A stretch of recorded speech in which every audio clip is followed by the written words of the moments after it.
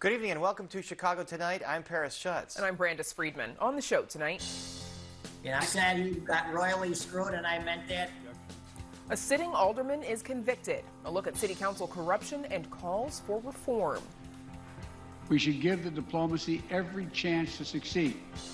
One-on-one with Senator Dick Durbin on Russian tensions at the Ukraine border and what it means for Americans back home. There will be criminal consequences for those who interfere with or interrupt traffic flow. Canada cracks down on a truck driver blockade over COVID rules. We'll look at the state of trucking in Illinois and around the U.S. The Justice Department signaled it might allow so-called safe injection sites, how they could reduce the number of overdose-related deaths. Doesn't erase all the years of trauma. A local anti-violence advocate is heading to Washington, D.C. to help stem gun violence nationwide. A task force is reimagining Chicago's museum campus, and environmental advocates say, don't touch the lakefront. I'm connecting through music with other people. Plus, how the Chicago Children's Choir is working to bring about change that the world can hear in their annual Black History Month concert. But first, some of today's top stories. Illinois legislators vote against an emergency move to extend the state mask mandate in schools. The bipartisan Joint Committee on Administrative Rules objected to the rule filed Monday night by the Illinois Department of Public Health. This comes after a judge issued a temporary restraining order on Governor J.B. Pritzker's executive order. The rule would have required schools to enforce a mask mandate while Pritzker's order is under appeal. This also comes as Chicago's COVID-19 travel advisory will no longer apply to children under the age of 5. That's because approval of vaccination for kids under 5 has been delayed, but the advisory still applies to all other travelers. All U.S. states and territories are on the current advisory list. The advisory calls for unvaccinated travelers to quarantine on arrival or get a negative COVID test. Chicago is currently seeing an average of 398 daily cases. The city's test positivity rate is at 1.9%. That's down from 2.9% last week. 27 people on average have been hospitalized each day in the past week.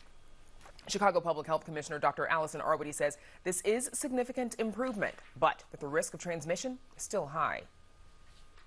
The current case rates in Chicago, there is still an estimated 45% chance, a 1 in 2 chance, that at a 50-person gathering right now, there's going to be at least one COVID-19 positive individual. Now, if that's a highly vaccinated setting and everybody's masked and there's mitigation in place, it doesn't mean there will be transmission, but it means that there's probably somebody there. Chicago Public Schools is accepting applications for a program designed to boost educator diversity. Seniors who are interested in a teaching career can apply to the program Teach Chicago Tomorrow. It aims to boost the number of CPS grads working within the district. Students who are selected will complete their associate degree at City Colleges of Chicago, that followed by a bachelor's degree depending on which track the student takes. After a student teaching experience and earning an Illinois teaching license, these students will be given priority placement for jobs with CPS schools. The application deadline is April 15th. Up next, following his guilty verdict, what's next for former Alderman Patrick Daley Thompson's seat? Stay with us to find out. Chicago Tonight is made possible in part by Alexandra and John Nichols, the Jim and Kay Mabey family, the Polk Brothers Foundation, and the support of these donors.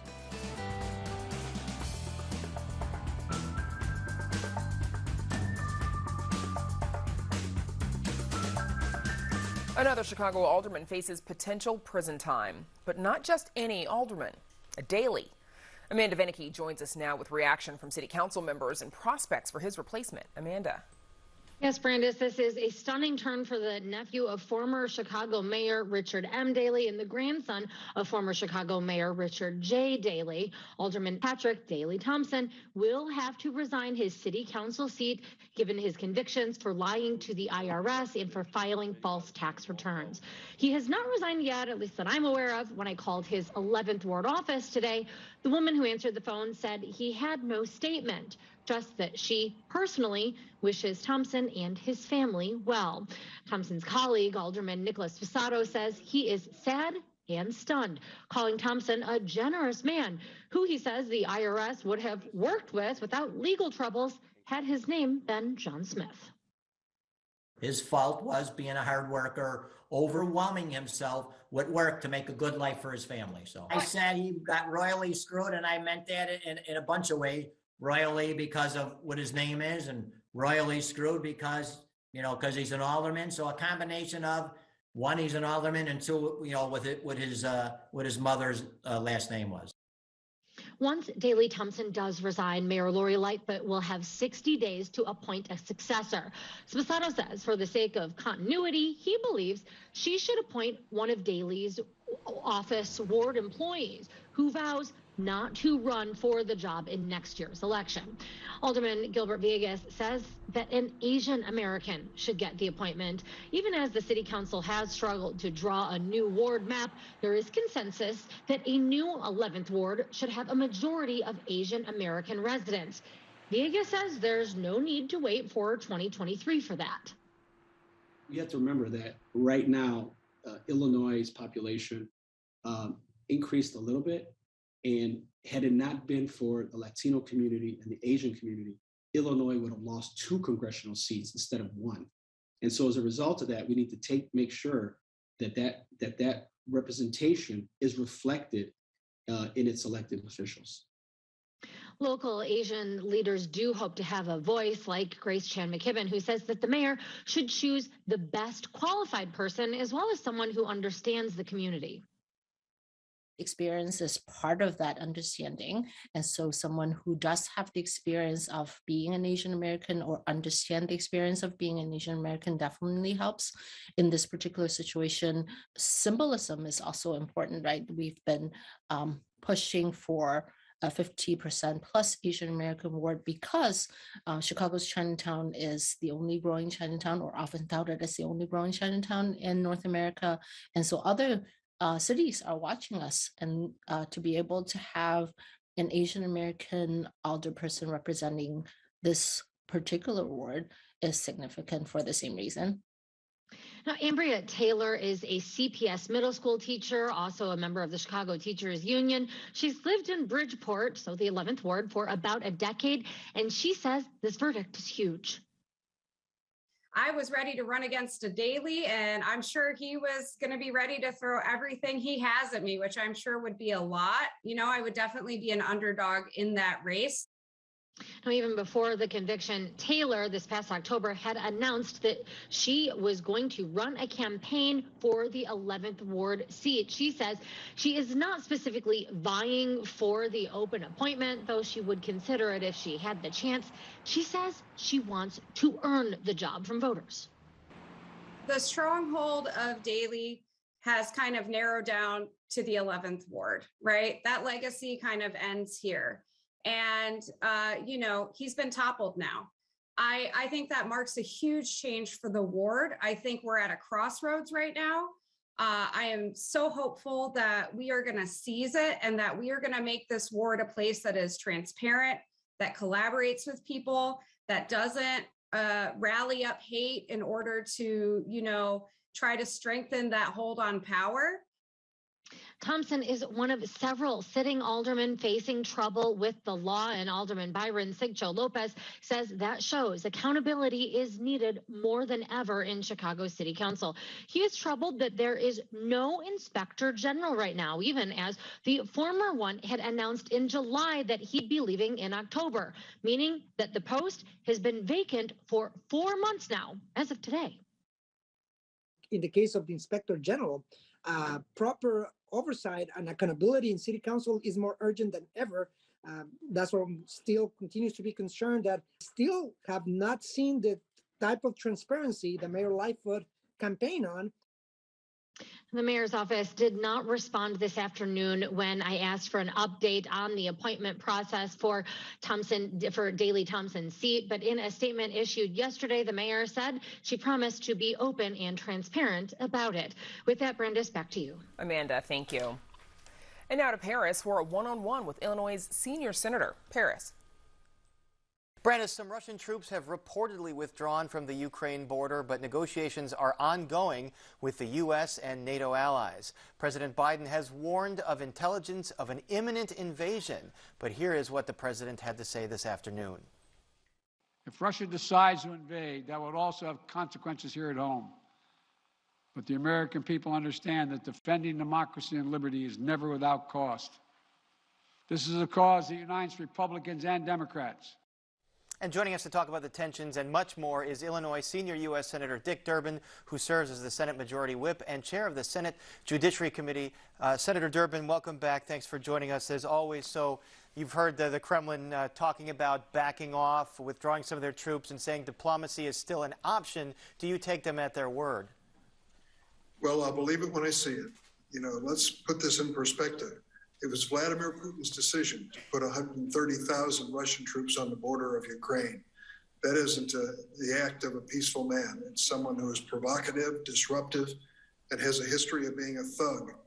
We had to confront him. I think Biden's handled it well. I hope it doesn't lead to war, but we've got to let Mr. Putin know he'll pay some consequences if he should invade. And the big sticking point here is Ukraine's desire to join NATO, Russia's desire to prevent it. So if Ukraine and the West acquiesce to that demand to avert invasion, is that necessarily a good outcome? You know, the outcome for Ukraine is in the hands of the people of Ukraine, not in Moscow, not in Washington, not in London or Bonn. The people of that country need to decide their future. And if they decide that it's in their best interest to apply for membership in NATO, you can certainly understand it. I mean, they've been invaded by Russia. They've been threatened by Russia. Their land has been seized by Russia. It has to be their decision, though, and NATO's decision whether to accept it. Putin has to get it through his thick skull that these are people who want to decide their own future and not rely on him. So is there a path to a diplomatic solution that does not involve acquiescing to Putin's demand on NATO? I think there is. And, you know, once again, I'm not sending a plan to Kiev, take it or leave it. They've got to decide what's in their best interest. But it would seem to me if, for example, Zelensky, the president of Ukraine, said to Putin, I'll tell you what I'll do. You withdraw all Russian troops from Ukrainian soil, including Crimea. We'll go back to where we started. Take the troops away from our border in Belarus and in Russia. And we will not apply for NATO membership to see if we can have a peaceful relationship. But I'm not going to say forever that I'm going to relinquish that right. If you're provocative with cyber war or whatever it happens to be, I reserve the right to try to become a member of NATO. And Senator Durbin, you heard President just there saying that there are enormous consequences for the West and the United States if Russia does invade. What are the stakes for Americans? Well, last week I had a chance to meet the new Chancellor Scholz of Germany, took Angela Merkel's place. And he said something that I've reflected on ever since, in the week that's followed. He said, this would be the first land war in Europe in many decades. Well, to be exact, 77 years. The last land war was, of course, Germany and its invasion of neighboring countries in Europe. It's a bloody chapter in the world history. Everyone paid a heavy price for it. We're trying to put it behind us, but you can't have a world order based on the rule of law and sovereignty and have people like Putin claiming some sphere of influence where they can take over countries that aren't strong enough to fight back. Certainly another land-based war after so many decades of peace is not something that I would think most people want on that continent. Let's move back to domestic issues. President Biden says he's whittled down the SCOTUS picks to 4 qualified African-American women to replace outgoing Justice Stephen Breyer. What do you expect this confirmation battle to be like once there is a pick? Well, I can tell you, Paris, as chairman of the Senate Judiciary Committee, I'm anxious. This is the absolute ultimate of our responsibilities under the Constitution, filling a lifetime vacancy on the highest court in the land. As a member of that committee, I've sat through 7 of these nominations with different presidents. This will be the first time as chairman. We're ready. Our staff is ready. We're waiting for the president's selection. The sooner the better. We're anxious. I haven't given up on the possibility that there'll be support for this nominee on the Republican side of the aisle. I've reached out to a number of Republican senators and asked them to keep an open mind and told them I'd provide them whatever information they need to make their decision. It would be good for the Senate and good for the Supreme Court if it's bipartisan vote. And a couple Republican senators that come to mind on votes like this, Collins and Murkowski, does it appear to you that they might be votes to affirm? Well, they told me personally, and I did reach out to them. They're so obvious, and they're good friends, incidentally. They told me that they were taking it seriously with an open mind. And that's all you can ask at this point. We don't even have a name from the president. We'll be ready when we do. In a 50-50 Senate, is there a way procedurally for Republicans to sink this pick? Or if all Democrats are on board and the Vice President Kamala Harris is the tie-breaking vote, is it a sure bet? It's a sure bet. But we're not assuming a thing. When you have a 50-50 majority with the Vice President riding to your rescue, one bad day, one senator getting sick, as we recently had with Senator Lujan of New Mexico, really upsets the equation. So we need to have everybody in place, all 50, ready to vote if necessary. Without any Republican support, the Vice President will make the difference. Certainly the very definition of a razor-thin margin there. Speaking of hearings, the GOP has announced they're boycotting hearings for several of President Biden's nominees to the Federal Reserve Board, including the renomination of Chair Jerome Powell. Do you think that could derail the Fed nominations? I'm afraid it can, at least for the time being. And we always run that risk that if the Republicans stage a walkout or say they won't participate or in any way be part of the business of the Senate, they can have it grind to a halt. The American people don't want to see that happen. They want to see an orderly government and an attempt at bipartisanship at every level and maybe just solve a few of the problems that they face on a daily basis. But if the Republicans decide to walk out as they did today in the Banking Committee, it's not a very good sign. And the biggest opposition seems to be to the nomination of Sarah Bloom Raskin. Republicans cite questions about her previous employment. Might her nomination be pulled as a result? I hope not. She's a very qualified person. And I just want to let you in on a little secret. The fact that her husband, Jamie Raskin, is a Democratic congressman from Maryland who led the effort of the impeachment, the second impeachment of Donald Trump, is not lost on us. I believe there are a lot of people who are trying to get even with Congressman Raskin and taking it out on his wife. So that might be a factor. On another issue, Axios reports today that Senator Susan Collins, who we just talked about, has spoken to you about immigration reform and giving DACA citizens a pathway to citizenship, something that you've been fighting for 20 years. Is there movement on this front, and bipartisan movement? There's the earliest stages of conversation on a bipartisan basis. Listen, Paris, this means as much to me as any other issue I've ever faced, and hundreds of thousands of people are counting on us coming to a conclusion that's fair and gives them a chance to active parts of our country. I'm going to reach out to the Republican side again and see if there's any common ground we can find.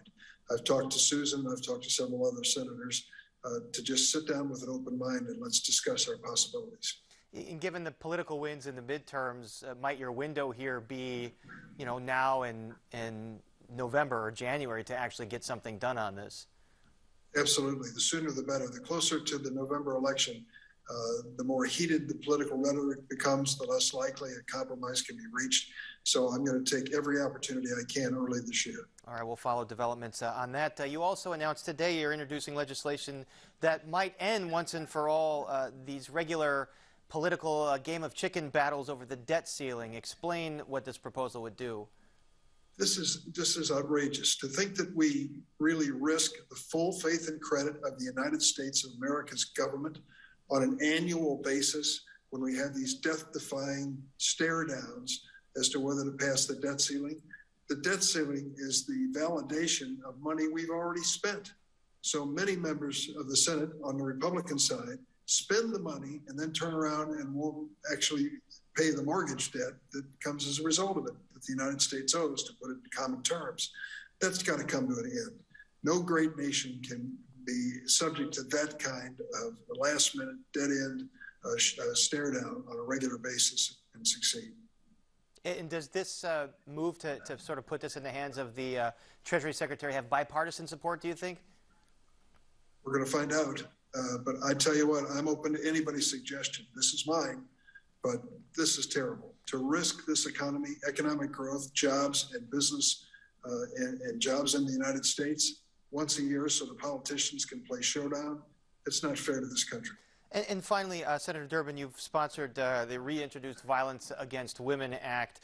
Tell us how this updates the 1994 law. Oh, it's amazing. It's an amazing law. It was first enacted in 1994, and it's been reauthorized, but it's been 3 or 4 years. We couldn't reach any agreement under the previous president.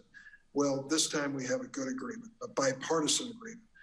We have Senator Murkowski of Alaska and Senator Joni Ernst of Iowa, myself and Senator Feinstein are the lead sponsors, but we have a long list of co-sponsors. And what it basically does is to provide new tools for our domestic violence network so that those people who are victims of domestic violence, or their children may be, can reach out for help, for counseling, for legal assistance if necessary, and really find safety in their lives. It's so basic, and I'm glad that we have this on the agenda to move on in the next several weeks. One of a few bipartisan pieces of legislation that I know that does not get as much attention in Washington as some of the fights that go on every day. And Senator Durbin, our thanks to you for joining us, as always. It's good to be with you. Thanks, Paris. And up next, a preview of the Chicago Children's Choir annual Black History Month concert. So please stay with us. Thousands of Puerto Ricans are taking to the streets to protest massive blackouts. Over the years, Mexican culture, from food to music, has become woven into the city's tapestry. Medical professionals share the latest recommendations on COVID-19 booster shots. DACA recipients have been facing longer delays than normal in their status renewal. Little Village is one of my favorite neighborhoods. This neighborhood comes together to celebrate such an important day in our culture.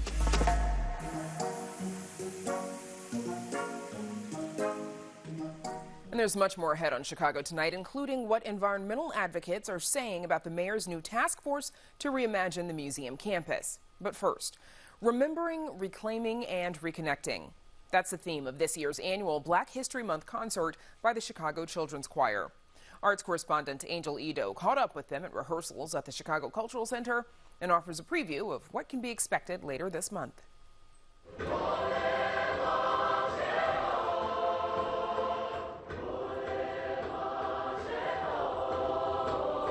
The Chicago Children's Choir is back for their annual Black History Month concert. The virtual concert will feature a number of African songs that explore the history of African American culture in the United States. They're taking concertgoers on a Sankofa journey, a word from Ghana which means to return or retrieve what was lost. It's a chance to educate all people about just Black history and how it goes beyond just slavery. Let it resound loud as the rolling sea. Anaya Chase Mayfield is one of the featured choir members. In many institutions, Black history always starts at slavery, and I think people need to recognize that way before that, we were kings and queens, we had our own empires, we were a very prosperous and rich country, and I feel like the music that we sing kind of reflects that. From Nigeria to Jamaica, the songs featured in this year's concert come from multiple countries. Former choir member Sunita Jackson says it's that commitment to diversity that makes the Chicago Children's Choir so special. We've gone beyond cultural appropriation to cultural appreciation. These young people sing these African-inspired songs because they're part of them. Because I think that Americans are finally beginning to embrace that we are African, we are indigenous, we are European, we are Asian, we are everything. So it is not unusual, thankfully, for these young people, these children and these young people to be singing all kinds of music. And it's where we ought to be. And these young people are already there. They've left us behind. They've gone into the new world, and I encourage that. Children are held hostage by the madness of adults.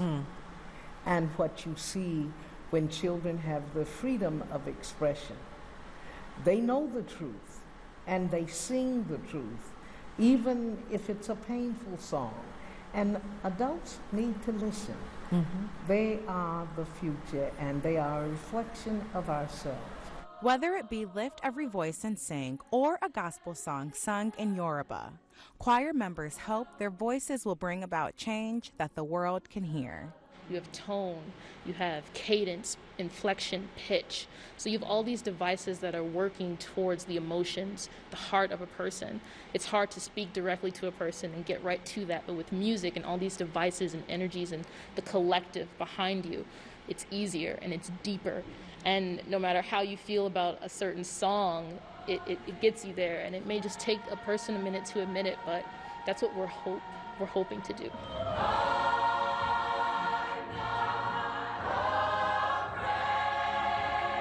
For Chicago Tonight, I'm Angel Ito. Remembering, Reclaiming, and Reconnecting with the Chicago Children's Choir debuts February 26th at 6 p.m. You can visit our website for more information on how to join the live stream. And now, Paris, we toss it back to you. They sound fantastic, as always. All right, thanks, Brandis. And still to come on Chicago Tonight, what could a reimagined museum campus look like? Environmentalists tell a task force that's rethinking the 57-acre property, no new construction. Why the trucking industry is facing a driver shortage and how advocates want to recruit younger, more diverse drivers. Cook County is seeing high numbers of overdose-related deaths. Could safe injection sites help curb that? And a longtime anti-violence advocate in Chicago is being tapped by the Biden administration to help address the nation's gun violence. But first, some more of today's top stories. The Horizon League has reversed its decision, allowing University of Illinois Chicago student athletes to participate in winter and spring championship events. UIC announced plans in January to leave the Horizon League and join the Missouri Valley Conference beginning next school year. The university was initially barred from championship events because Horizon's bylaws require a one-year minimum notice. The league's commissioner says it reversed its decision to prioritize UIC's student athletes. The Bears might not have been in Sunday's Super Bowl, but the game still had an impact back here at home. According to the state's gaming board, Illinois made an estimated $1.4 million on sports betting for the Super Bowl. That's up 24% from last year, which brought in $1.1 million.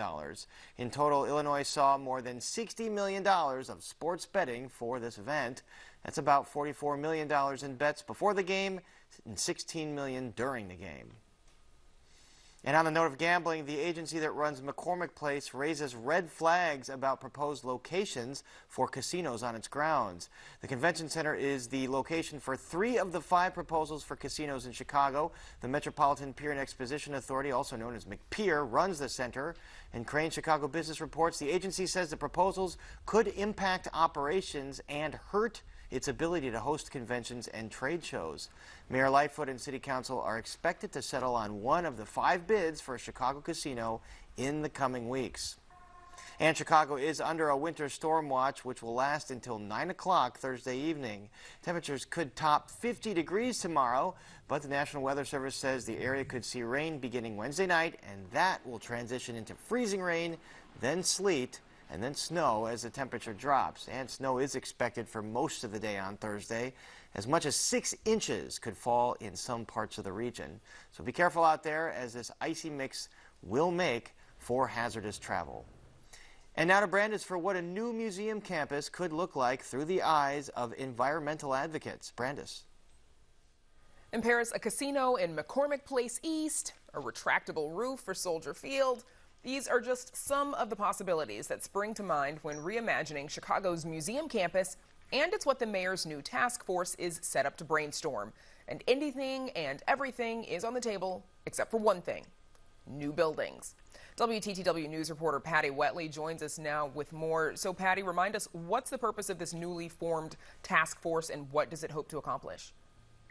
Well, you know, it's been almost 25 years since DuSable Lakeshore Drive was reconfigured to kind of create that museum campus. So with things like where to put a casino, the Bears, will they or won't they stay at Soldier Field? Now is a great time to look at holistically this stretch of the lakefront that goes roughly from like where the Field Museum, Shed, and Adler Planetarium are, all the way south to McCormick Place, with things like 12th Street Beach and Northerly Island in between, and kind of think, you know, what's the best way for the city to take advantage of that prime real estate.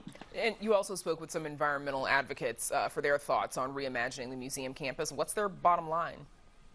Well, for one thing, you know, they very much want to invoke the Lakefront Protection Ordinance, which was passed in the 70s, and that's largely what protects the lakefront from any new building construction east of DuSable Lakeshore Drive. So famously, the Lucas Museum was challenged and not allowed to build there. So if you're looking at, if we knock down McCormick Place or Soldier Field, people are going to fight that you cannot put something new in its place. So, that's kind of a line in the sand for a lot of environmentalists. Line in the sand, line in the snow. Okay, Patty Wetley. Yeah, exactly.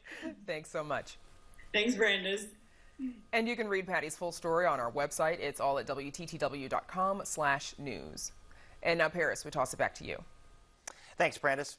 The Canadian government is using a National Emergency Act to quell protests over COVID-19 measures.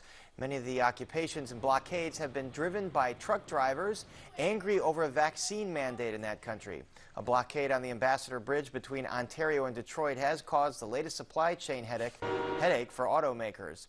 And here in the U.S., the Supreme Court decision striking down a federal mandate for most large businesses means drivers don't face a vaccine requirement. But trucking advocates say the industry still faces huge challenges, many of which are due to the pandemic and some predate the pandemic.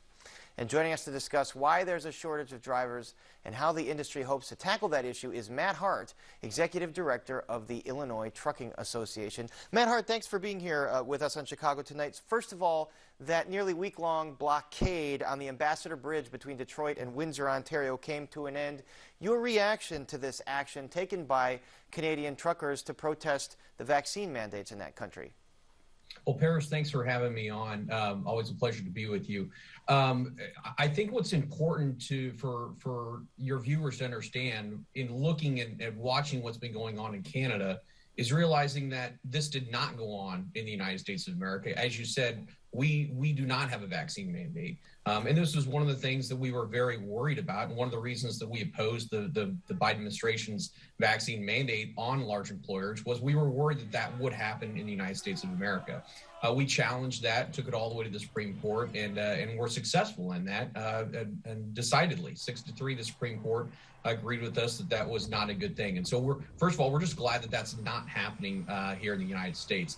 But when the Canadian protests, which started around the Capitol, then spilled into arteries for trade, like the Ambassador Bridge, well, that begins to have implications on our economy. It begins to have implications in Chicago and throughout the Midwest and really throughout the country, because if there's an auto plant in Chicago and there's men and women trying to go to work and assemble cars, but we can't get parts here from Canada because people are blocking that roadway, that doesn't do anybody any good. And so we're glad that those have gone to the wayside, and we're certainly watchful for those. We support the First Amendment, but we do not support protesters in any way, shape, or form blocking highways and hurting our economy. Or again, we're an industry that's focused on safety. God forbid an ambulance, wouldn't be able to get to a hospital because someone's blocking a roadway. So roadways are not a good place for protests. So it sounds like something you wouldn't want to see truckers in the United States do as a form of protest. And you mentioned the fact that it's a different situation here in the U.S. You did oppose the Biden administration's vaccine mandate for large employers, which would include a lot of trucking companies, obviously. Why did you feel it was wrong for trucking companies?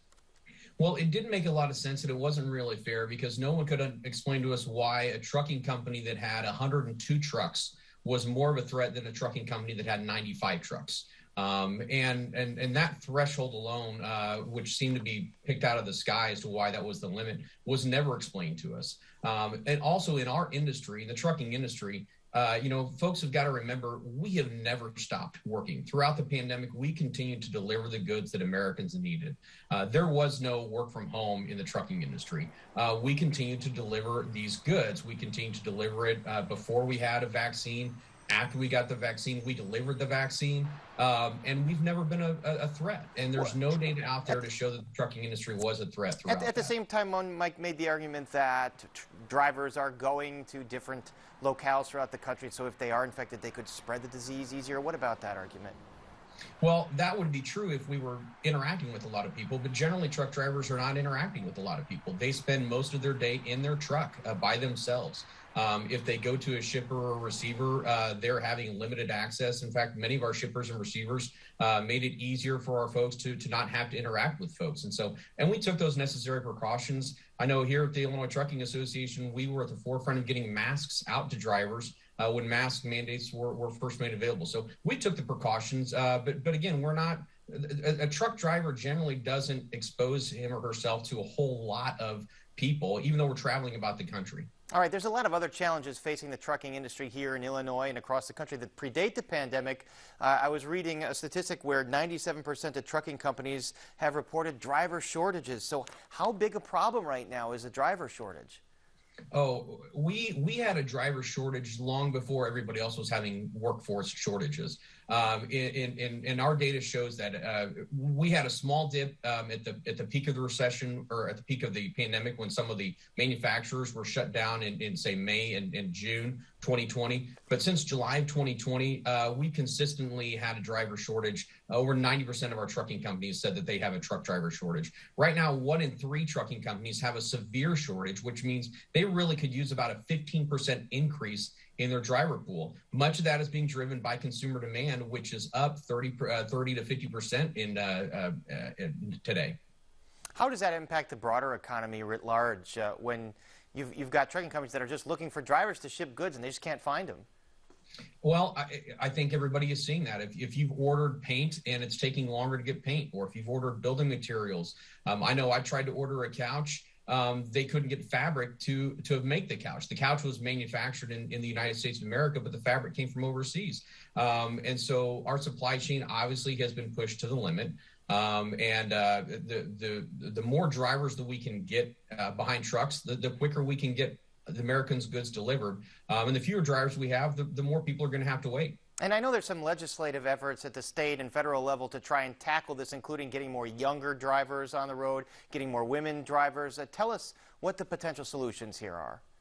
Yeah, there's some really good untapped sources out there for drivers. Right now, only about 6 or 7% of our driver workforce is female. And we would love to have more females working in this industry. Trucking has gone from a very labor-intensive, hard industry to technology has made trucks much easier to drive. They have a lot more technology in them today. And we have more females getting into the industry today, and that is growing. And if you're willing to work hard and travel, you can make a great living in the trucking industry. What about younger drivers? There's legislation, pilot legislation here to attract 18-year-old drivers. Tell us about that. Yeah. So this is part of what was initially the Drive Safe Act, which the Illinois Trucking Association supports. Because in Illinois, at 18 years old, you can get a license to drive a semi from Chicago to East St. Louis, but you can't drive from East St. Louis to St. Louis because of interstate commerce laws. And you have to wait until you're 21 years old to do that. We think a better approach to young drivers is having a safety standard in place, and that's what the Drive Safe Act hoped to achieve. And a large component of that Drive Safe Act was in the federal infrastructure bill last year. And right now there's a pilot program where we're going to allow 3,000 18, 19, and 20-year-olds the ability to operate under a safety standard, but also be able to operate in interstate commerce. That's huge for areas like Chicago when we're so close to Indiana, so close to Wisconsin, or even our intermodal community. Those are interstate moves, even when they stay inside the state of Illinois. So we think there's great potential to appeal to a new demographic while actually raising our safety standards. All right, so message to young people and to women and other untapped pools. There are jobs available in the trucking industry. And Matt Hart, thank you so much for joining us. My pleasure. And Brandis, we toss it back to you. Paris, thank you. The U.S. Justice Department is signaling it might be open to so-called safe injection sites, which are spaces for people to use drugs with protections against fatal overdoses.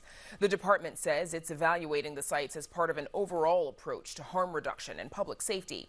Advocates say this is exciting news, especially as last year's total of overdose-related deaths is expected to be over 2,000 in Cook County.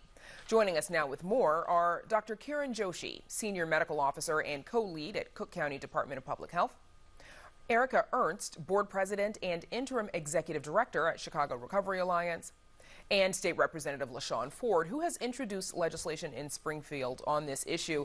Erica Ernst, let's start with you, please. First, give us a description of what these safe injection sites are like and why you support them.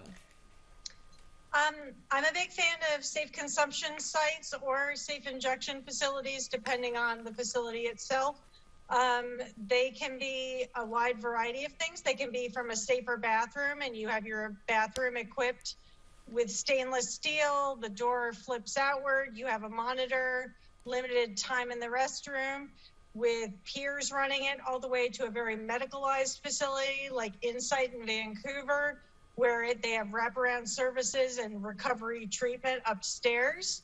All are meant for a safer space for someone to consume their drugs and have a peer or someone who's understanding to reverse an overdose should that occur, or to treat wounds and linkage to care. Of course, and when you say monitor, you mean a person who is there in the event of an overdose who can administer the appropriate medication. Sure. Dr. Joshi, what is the health department's take on these sites? So this public health intervention is a harm reduction intervention that intends to reduce overdose deaths and other potential harms from drug use. And in that, I think it's really a public health success story, because there's a lot of evidence, a lot of research that's gone into showing that overdose prevention sites reduce overdose deaths. They decrease disease transmission in terms of HIV, hepatitis C, and other diseases. They decrease area crime.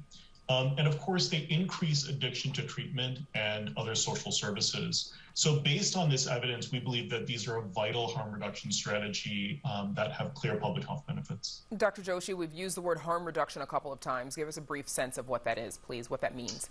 Sure. It's an understanding that we know that addiction, for example, is a biological process. It's a chronic disease, like many others. And for many folks, immediate cessation of drug use is simply not possible. And so what do we do then? We try to prevent the harms that may accrue from that drug use, such as infections that may happen from injecting, or again, HIV or hepatitis C transmission from injecting drugs. Representative Ford, we know that you sponsored legislation on this last year that would create the Safer Consumption Services Act. Tell us a little bit about what that act would do. Well, it would actually save lives. That's number one. And the fact that it's proven to save lives, we need to pass this in Springfield, because it's a place where people can come into a organization and get help, not just to use a drug, but to also be in a safe place that could lead them to treatment if they so choose. So it's not just about using drugs, but it's about providing care for people in a safe setting. Erica Ernst, what do we know about how this has been implemented in other places? I think you mentioned Vancouver, for example. Vancouver has a magical site called Insight that has medicalized treatment. So many stainless steel cubicles, nurses on site, social workers, the whole gambit. And then it has recovery, medically assisted treatment upstairs that folks can go for 30, 60, 90 days if they choose. We do know that warm handoffs definitely work in these fields. And I've been to a number of overdose prevention sites as well in Toronto that are more peer-led, more grassroots. So something like an SCS can be opened low cost all the way to high cost and super wraparound. But either way, to Representative Ford's point, the point is that you have resources available and that you have a trusted individual there who you're going to trust for the warm handoff when and if you're ready to pursue a recovery pathway. Warm handoff from, for example, the SDS site to maybe a rehab or some other sort of care. A rehab, methadone, buprenorphine, housing, all of those things, absolutely.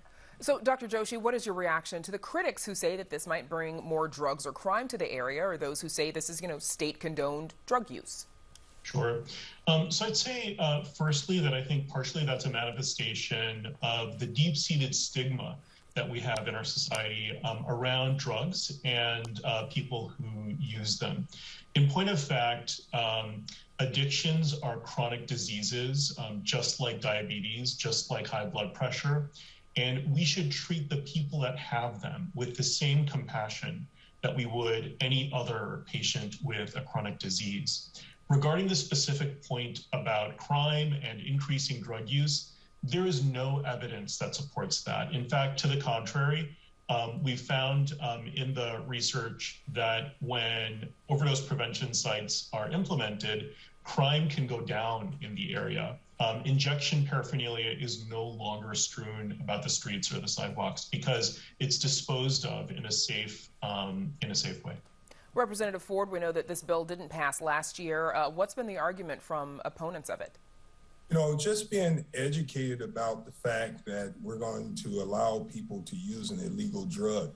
You know, we can't see it as allowing someone to use an illegal drug, but we have to see it as we're in a situation right now where fentanyl is on the rise and more people are dying from this drug called fentanyl.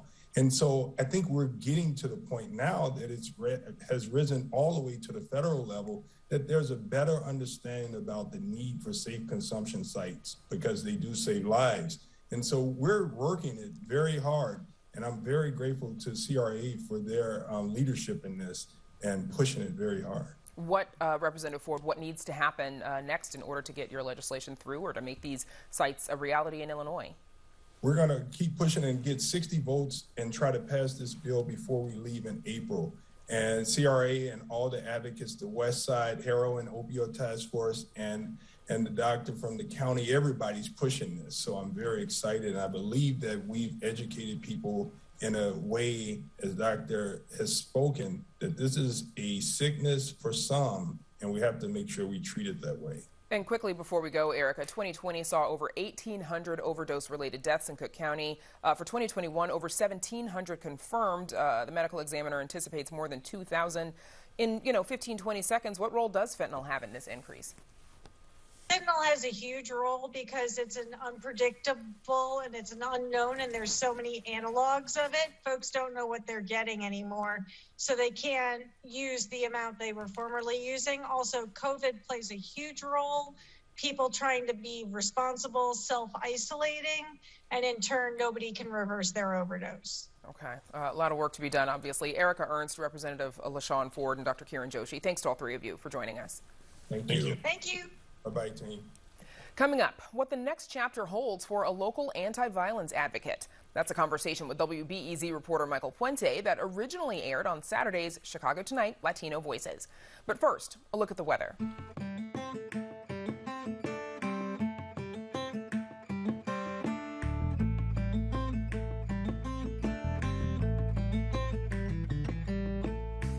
A longtime pioneer of Chicago's anti-violence movement is being tapped by the Biden administration to help address the nation's gun violence. Eddie Bocanegra began his work in Chicago as an outreach worker at Ceasefire. He went on to start the Urban Warriors program with the YMCA, connecting youth with military veteran mentors. Bocanegra also began the READY program, offering intensive resources for people at high risk for violence. Bocanegra has now been appointed senior advisor for the Community Violence Intervention at the U.S. Department of Justice. Joining us now to talk about his new role is Eddie Bocanegra. Eddie, welcome to Chicago Tonight Latino Voices. Thank you, Mike. It's a pleasure being here today. Thank you. Well, Eddie, Chicago gets a lot of attention for gun violence, but CDC statistics show that the number of gun deaths has risen nationwide in the last 2 years. More than 45,000 deaths resulted from guns in 2020. That number, which includes both homicides and suicides, is 14% higher than the year prior. Guns were used in 79% of homicides, a rise from 5% from 2019. And preliminary data from the Gun Violence Archive, a shooting tracker, suggests that these trends continued into 2021. Eddie, how do you see your new role at the DOJ as one that can reverse those trends? Well, I think, first of all, Michael, I think the fact that the Biden administration is prioritizing gun violence as an epidemic issue, particularly around public health, is a good indicator that for the first time we have an administration in our country that is really prioritizing this issue. The fact that the administration is also allowing someone with my lived experience, but also coupled by the experience that I have by implementing these programs, would allow us to inform some of the decisions that we could make that would engage policy issues and where we could allocate our resources to have a bigger bang for our buck. You know, Eddie, as we mentioned, you pioneered a number of anti-violence efforts here in Chicago, including Urban Warriors and Ready Chicago. Looking back, what have those programs taught you that can be implemented in other places with high rates of gun violence? You know, it's interesting, Michael. I think too often people have this misconception of the populations that we serve. I would say that the opportunity that I've had with Ready Chicago and our partnership with the University of Chicago's Crime Lab, it has really afforded us an opportunity to look at data, to look at what we call a randomized controlled trial study, to assess who are those individuals that are the highest risk of gun involvement. And so historically, you know, there's been many initiatives, many programs that would say we work with the highest risk, or we work with young people. And yes, young people tend to also be at risk, but for the most part, the data tells us that, you know, when you look at cities like Chicago, well over 80% of the victims and perpetrators are actually those that are 18 years and older. So that means the resources have to be allocated for that population. What I would also say is that the misconception that people actually have is that just because you might have a program doesn't erase all the years of trauma that these men and women have experienced. So we need services that are going to go beyond a 6-month program or a 12-month program. We need to go much deeper because progress is not linear. You know, people will have setbacks, people will relapse. And we also need to think about what are the ecosystems in which these men and women actually, operate in. Right. Well, Eddie, let me ask you this. In Chicago, gun-related violence is often cited as a driver of gun deaths, including in the police shootings of Adam Toledo and Anthony Alvarez, as well as Melissa Ortega, who was killed by gang crossfire. Is this a driver of violence in other cities? I mean, there's an issue that we have in many key cities like Chicago. You could have the strictest policy issues around guns, as an example, and it doesn't seem to deter people from picking up a gun. I think what we're not focusing on is why people pick up guns to begin with, and what is the role of law enforcement. I mean, just last year, the year before that, record highs of how many guns have been taken out of our streets, and yet despite of that, we still see an increase of shootings in our communities. And that tends to be true for many other cities that are neighboring other states that have more lax policies around gun legislations, as an example. But we also recognize that police do have a role to play in this. And we also understand that the federal government has been putting resources into tackling this issue. Well, let me ask you this. The uptick in gun violence has coincided with the pandemic. Do you think that's a coincidence?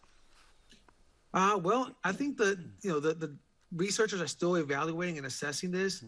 There seems to be some level of correlation between what we're seeing of increases of COVID in the last 2 years, but also the increase of trust or mistrust that we have with law enforcement, not to mention these other issues that are evolving as a result of that.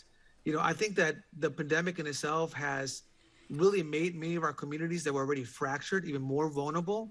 And what that really means is a lot of people are feeling less hope in some of these communities, especially when they see other people in neighboring, suburban areas having more access and more resources to address some of the current needs that they're actually facing. Yet, though the numbers are high across the country, most people remain unaffected by gun violence in their personal lives. How can you make people care about a problem they don't think will affect them? Again, this is a misconception that most Americans might actually have. I think, if you think the average cost based on studies that have been done, when somebody is killed, on average, it costs anywhere between $10 to $15 million, for that incident. And that's not including the impact that it has on the family as well. That money, it comes from somewhere, and most of that money comes from taxpayers as a beginning point, right? So that could be money that right now, as we're grappling with these issues around social services or the inequities, is like That could have been money that we could have been putting into those spaces to support families across the state. And so that's one way that it impacts people. But the other way is that, people are to some extent afraid to travel into cities like Chicago or specific communities. And now we're seeing incidents increasing in public places that typically would have been more safer, like in downtown Chicago, as an example. And that's also a challenge. And so these issues do impact us one way or the other. Either impacts our pockets or impacts us in other ways in terms of how we perceive our safety in these areas. But the last thing that I would say around this, Mike, was that at the end of the day, these are human beings. And, if you're a person of faith or you're a person who cares about human beings, it's important that we also recognize that many of these communities, many of these people don't have the exact choices that many other people actually do. Right. And so they're grappling with a number of different things. And it's important that we just really meet people where they're at and try to assess how do you build a community in the context, again, of where they're living at. Well, Eddie, we'll have to leave it there. Our thanks to Eddie Bocanegra. Thank you. Back to wrap things up right after this. Chicago Tonight is made possible in part by Alexandra and John Nichols, the Jim and Kay Mabey family, the Polk Brothers Foundation, and the support of these donors.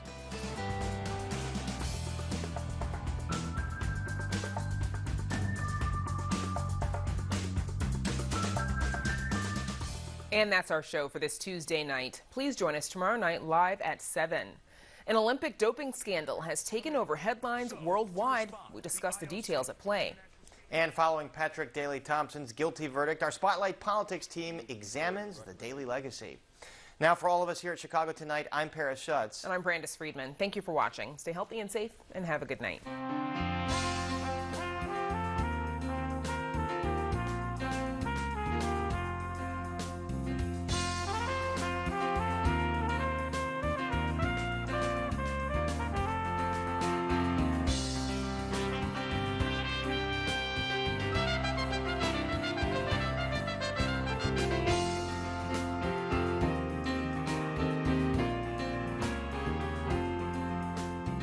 Closed captioning is made possible by Robert A. Clifford and Clifford Law Offices, a Chicago personal injury and wrongful death firm that supports free educational initiatives in the legal profession.